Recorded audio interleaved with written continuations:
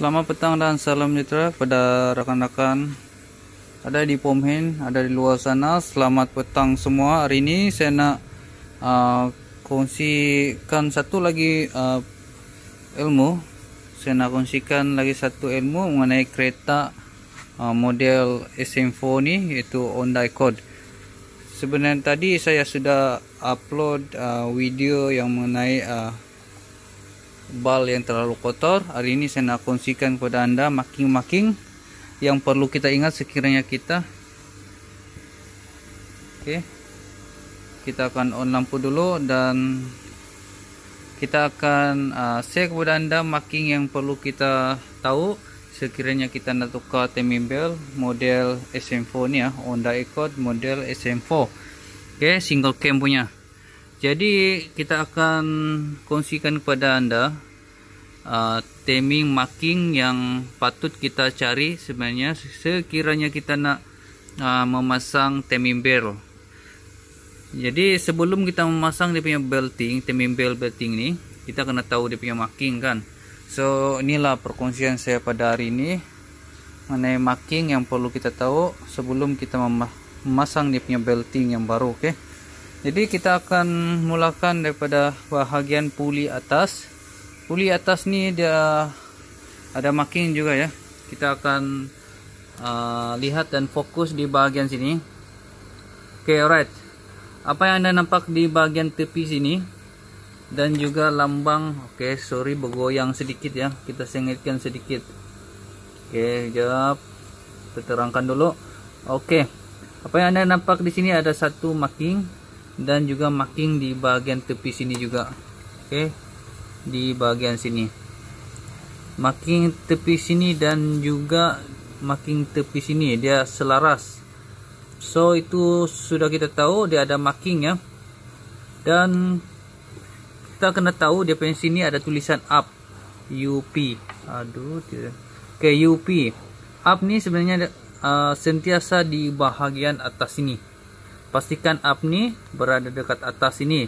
Dan marking yang perlu kita tahu ni sudah kita tahu tadi. Kita kena tembak di bahagian head, selaras dengan head.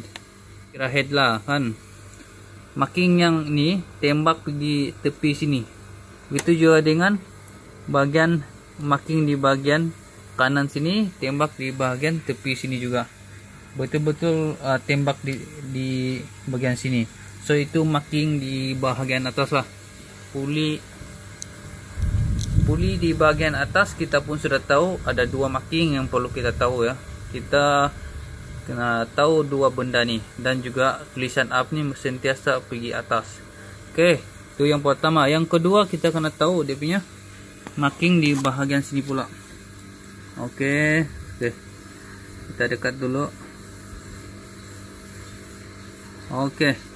Kita nampak dia punya ada lura sini.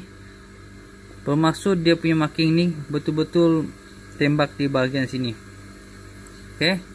Untuk marking puli ni juga, puli kecil ni yang sebelah kiri, dia ada dua marking, iaitu marking di sub sini dengan tu. Lepas tu dia ada satu marking lagi sini, dia tembak di bahagian tepi sini. Di bahagian tepi sini. So untuk menyenangkan kita sekiranya kita nak marking di bahagian puli kecil ni, kita tembak saja dia punya, kurang jelas lah. Di sini ada lura ni, tembak bahagian atas tu. Itu je marking di bahagian puli sebelah kiri anda. Yang ketiga kita kena tahu marking di bahagian sini lagi. So benda ni banyak ya. Banyak kita kena tahu marking yang perlu kita ingat. Ini adalah puli di bahagian kanan. Bahagian kanan ni dia ada satu marking di sini. Marking titik. Dia akan tembak di bahagian sini. Dia akan tembak bahagian sini. Marking ni dia akan tembak di bahagian sini. So itu yang perlu kita ingat lah.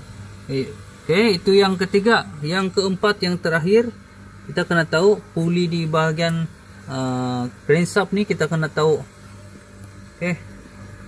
dia puli di bahagian dalam, kita kena tengok dia punya marking sini, dia ada satu anak panah sini. So marking bulat ni tembak di bahagian oil pump sini, okay? Oil pump. Okay, dia ada anak panah sini. So itu adalah marking timing belt untuk model SM4 lah. Okay, benda ni akan berada begitulah. So dia pun ada tulis anak panah sini. Anak panah ni dia akan tembak di bahagian sini ya. Dia akan betul-betul kena di bahagian sini. Okay, anak panah yang tepi sini ni dia akan tembak ah. Dia akan berpasang macam ni sebenarnya. Okay, macam tu. Dia akan kena dengan anak panah kecil di bahagian dalam sini. Ni. Jadi itulah marking yang perlu kita ingat sekiranya kita nak tukar timing belt untuk model SM4, walaupun serba kekurangan. Semoga memberi manfaat kepada anda lah. Sekian dan terima kasih.